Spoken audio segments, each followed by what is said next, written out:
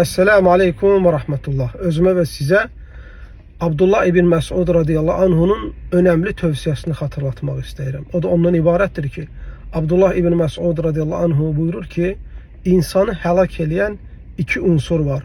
Birincisi özünü beğenmek, ikincisi ise ümitsiz olmak.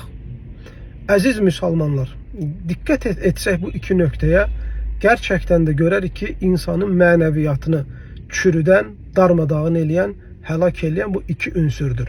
Birincisi insanın özünü beğenmek xəstəliyi. Özünü beğenen insanlar özünün inkişafında əziyyət çəkməzlər. Özlərini kamil gördükləri üçün nə başqalarından nəsihət alarlar, nə başqalarını dinləyərlər, nə də özlərini inkişaf elətdirmələri üçün səy eləyərlər və yaxud da cəhd göstərər və yaxud da çalışarlar. İkincisi de ümitsizlik. İnsan ümitsizliğe kapandığı zaman xeyirli işlerde tamamıyla çökür.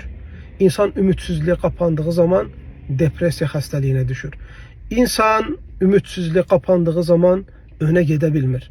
Ona göre Müslümandan tələb olunan davamlı şekilde mənəviyyatının inkişafı ve yüksəkliyidir.